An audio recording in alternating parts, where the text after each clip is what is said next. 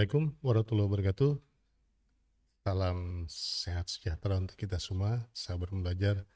Jumpa lagi kita di IAS Channel, channel untuk belajar apa saja. Sahabat belajar, ada banyak cara untuk mendapatkan penghasilan, mengais rezeki dari keberadaan media sosial. Salah satunya misalnya di YouTube ya. Jadi YouTuber kalau sudah banyak subscribernya, karena minimal subscribernya 1000 ya, 1000 subscriber, kemudian 4000 views, maka dia berhak eh, mendapatkan penghasilan dari iklan. Itu yang disarankan oleh YouTube ya. Kalau di channel saya ini kan belum 1000 dan viewsnya masih jauh gitu ya. Jadi memang belum bisa dimonetize, jadi belum ada menghasilkan apapun. Tapi itulah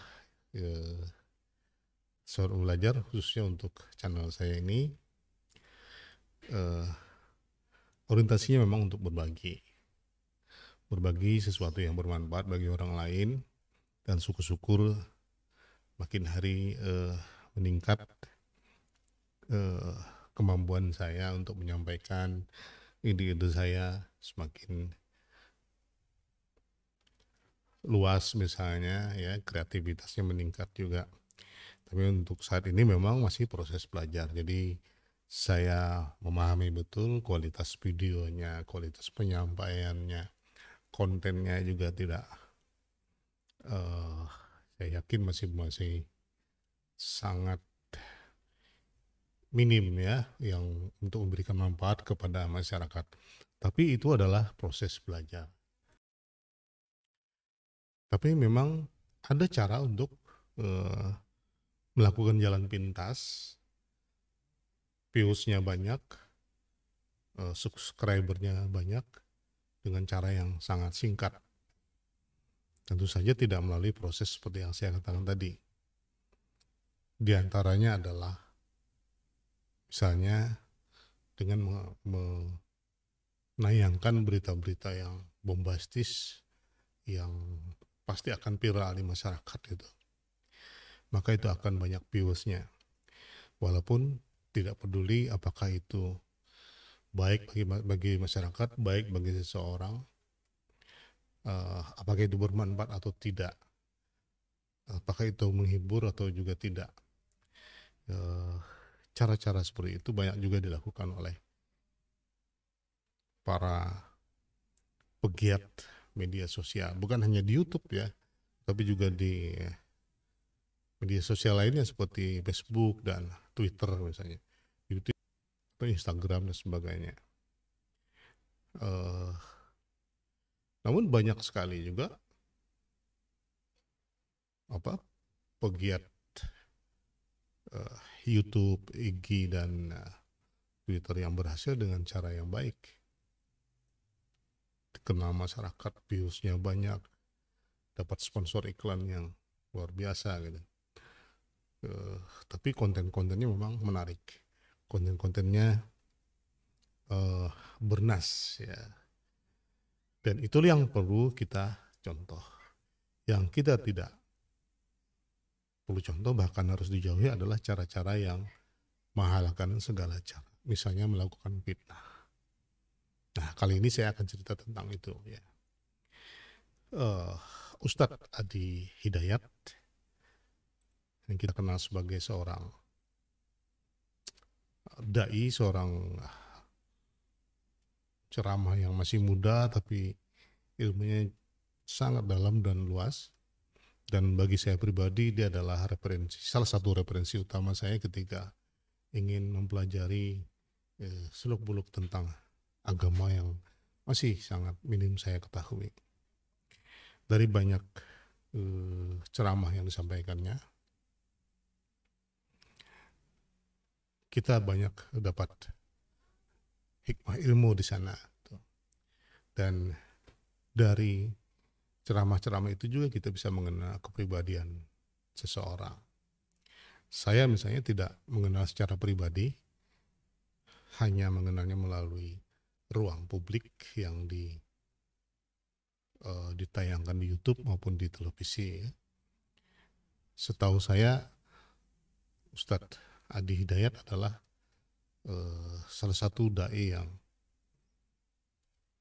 low profile ya, humble, dan ya kalau mungkin dalam bahasa agamanya disebut tawadu.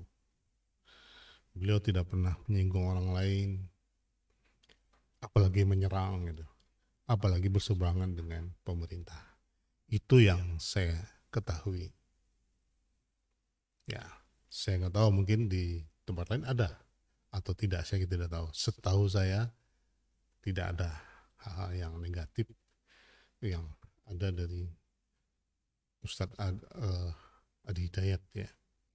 Bahkan banyak pengkritik sesama Ustadz ya yang tidak setuju dengan isi ceramahnya selalu dijawab dengan objektif, dengan keilmuannya, dan tidak balik menyerang yang bersangkutan, walaupun yang mengkritik disertai dengan serangan yang kurang nyaman kalau saya lihat dari bahasa yang disampaikan.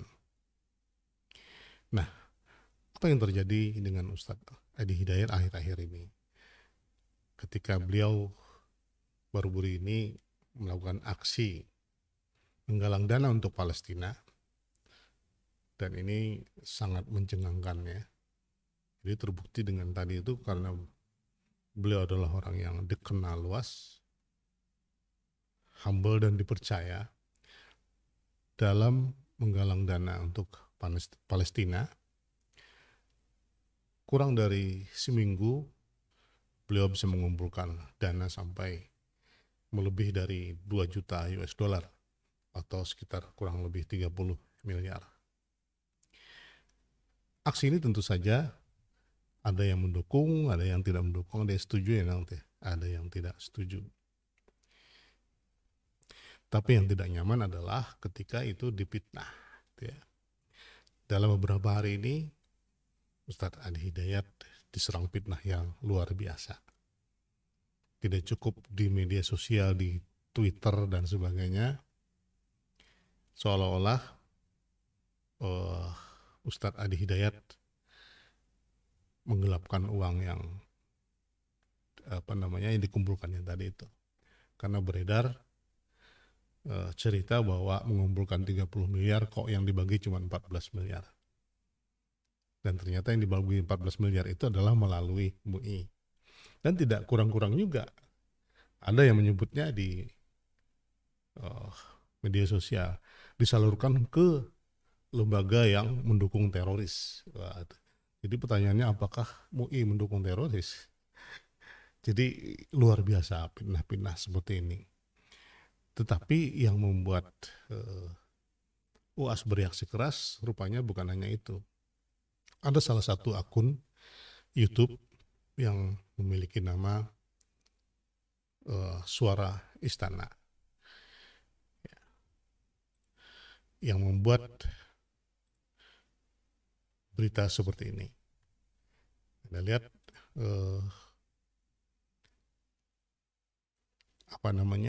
judul di thumbnailnya disertai dengan gambar seolah-olah Ustadz sedang diproses oleh hukum ya. Ini bahkan di gambar yang berikutnya ada lagi sedang duduk di mobil tahanan.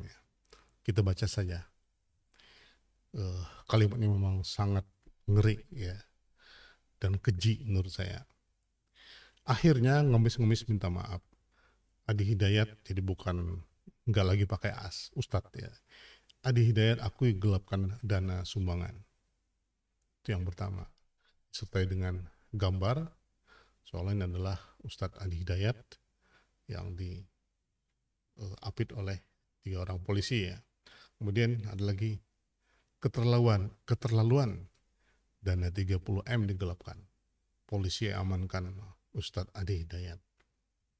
Lalu ada lagi tak disangka gelapkan dana sumbangan tiba-tiba Ustadz Hidayat kena ajab hingga begini. Itu gambarnya seolah-olah Ustadz Adi Hidayat yang sedang terbaring atau di rumah sakit atau di mana ini, dikerumuni orang banyak. Dan satu lagi, akal-akalan Ustadz Kadrun. Ya. Jadi kadrunnya mereka yang menyebut orang lain yang berseberangan dengannya, dan kadrun itu diasosiasikan dengan orang Arab, ya. Asosiasikannya seperti itu. Dan itu adalah asosiasi untuk agama tertentu. Ya. Jadi memang ini sekaligus menyerang pribadi, menyerang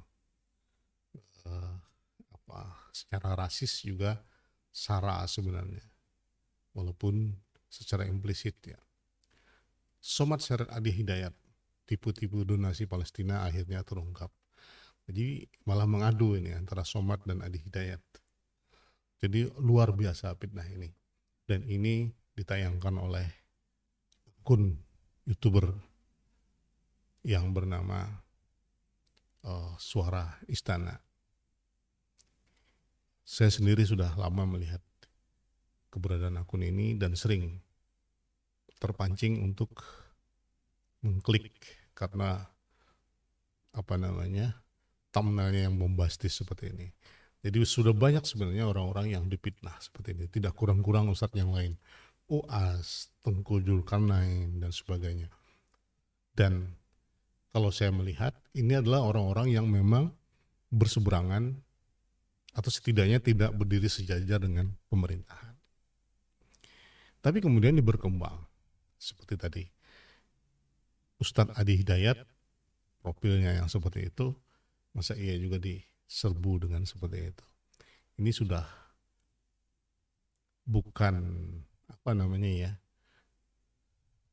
tujuannya bukan acak atau random lagi, tapi memang arahnya ke tokoh agama tertentu. Ini memang sangat luar biasa. Yang saya heran pada saat itu, kenapa akun seperti ini kok tetap berjaya, viewsnya banyak. Tentu saja orang-orang yang terprovokasi, ya, mendukung itu, memberi komentar dan sebagainya. Dan tentu saja ini sudah menghasilkan iklan, ya, sudah dimonetize karena subscribernya sudah 72.000 kalau nggak salah.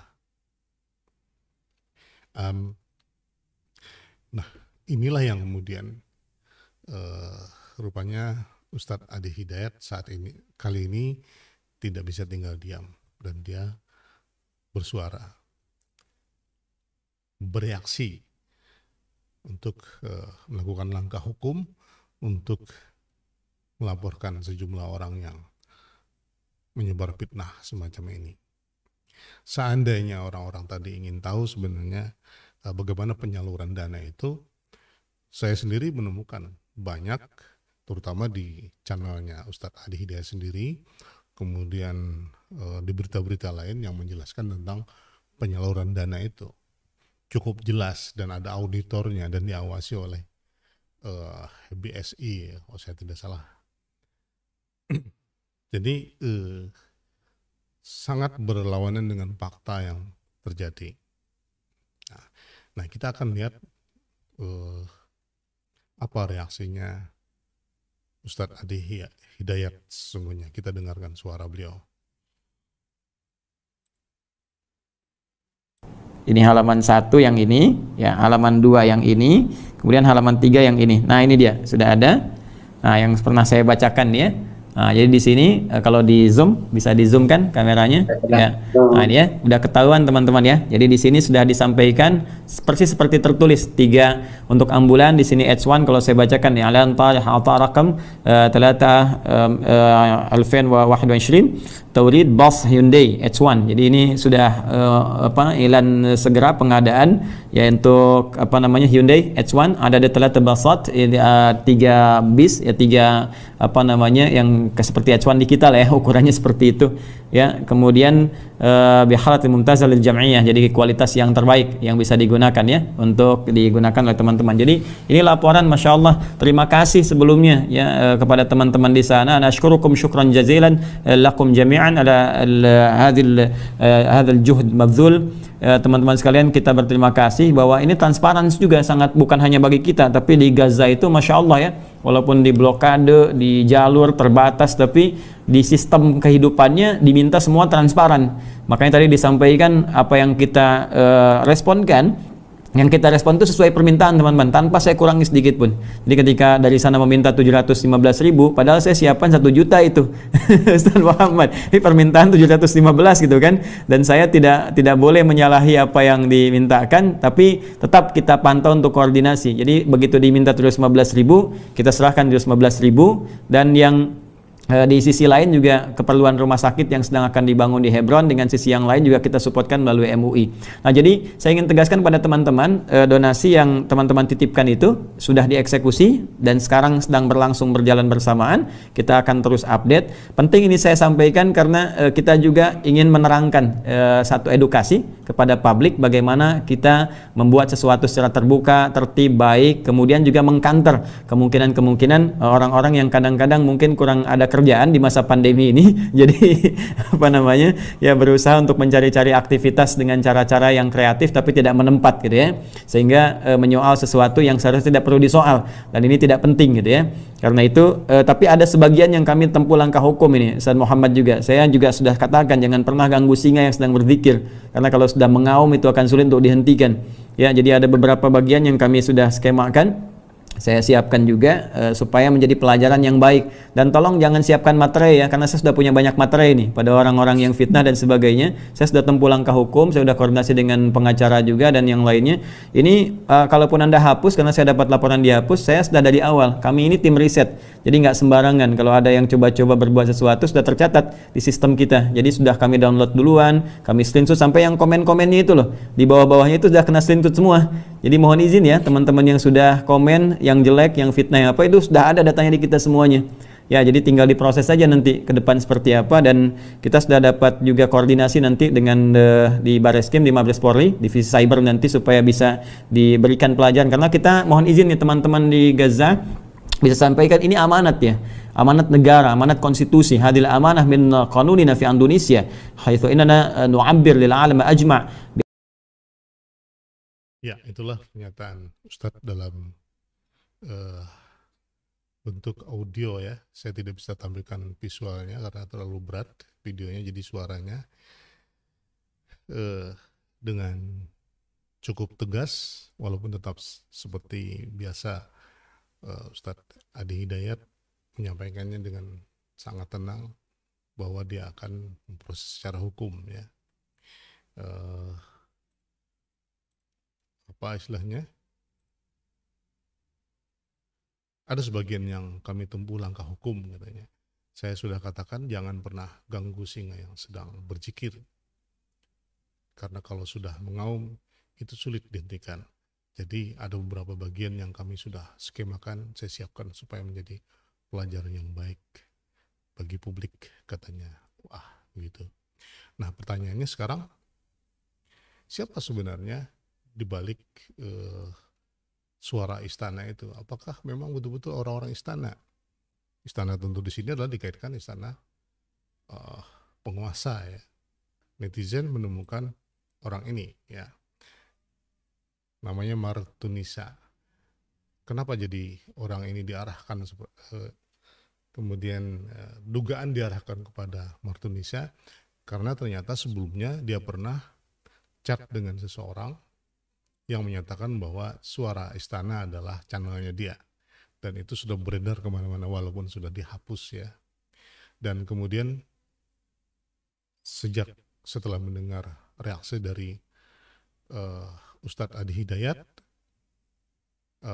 yang bersangkutan menyampaikan klarifikasinya melalui video yang cukup panjang, tapi sayang videonya sudah dihapus sekarang oleh yang bersangkutan. Namun isinya menyatakan bahwa saya bukanlah pemilik channel YouTube Suara Istana menurut dia. Ya, jadi dia tidak mengakui atau menolak bahwa itu adalah miliknya, bahwa kenapa dia eh, pada saat itu menyatakan itu miliknya, pada saat chat dengan seseorang, ia mengatakan jika Suara Istana itu ia akui sebagai channelnya untuk memotivasi YouTuber lain untuk terus membuat konten. Jadi memang dia memang menyatakan kebenaran dari pernyataannya tadi di dalam video tersebut, bahwa dia mengakui tujuannya untuk memotivasi orang lain. Karena menurutnya Suara Istana itu adalah channel YouTube yang memiliki banyak penonton dan views-nya banyak maksudnya. Nah dari pernyataan ini, secara tidak langsung Martinus ini mengakui jika cat pengakuan tersebut memanglah benar adanya. Jadi bukan hoax, bukan rekayasa, cat yang beredar sekarang di media itu. Sehingga netizen bukannya ragu tentang kebenaran ini, malah semakin yakin ya jika Martinus salah yang memiliki channel Suara Istana. Namun sebagaimana yang tadi disampaikan bahwa yang bersangkutan sudah menyampaikan klarifikasi melalui video yang kemudian videonya pun sudah dihapus, tetapi sempat saya screenshot ya fotonya pada saat dia membacakan klarifikasinya. Nah, apapun itu kita akan menunggu siapa sebenarnya yang berada di balik Suara Istana itu tadi. Ya, berharap memang proses hukum akan berjalan dan menemukan siapa sebenarnya orang yang bersangkutan. Karena memang menurut saya konten dari Suara Istana ini memang luar biasa. Isinya memang luar biasa, jauh dari fakta apa yang ditulisnya. Bahkan dari kontennya itu apa yang ditampilkan di thumbnail itu tidak sama dengan, nyaris tidak ada hubungannya dengan apa yang disampaikan di dalam tayangan videonya ya. Dan ini banyak YouTube lainnya yang seperti ini, bombastis, membuat thumbnailnya isinya biasa-biasa aja dan tidak terkait dengan judulnya. Dan ini adalah salah satu cara mereka untuk menangkap, capture views ya, banyak-banyakan views. Karena semakin banyak views, semakin banyak YouTuber, maka semakin tinggilah pundi-pundi uang yang terimanya dari iklan di YouTube. Nah, ya bagi kita, khususnya teman-teman sahabat pembelajar, hal-hal seperti ini janganlah ditiru ya. Tentu sah-sah saja kita menjadikan media sosial ini sebagai salah satu cara kita memperoleh rezeki, mengais rezeki darinya. Tapi janganlah sampai kemudian melakukan segala cara, menghalalkan segala cara, memfitnah orang lain, menebarkan kebencian dan sebagainya. Ya, kita harus tetap menghadirkan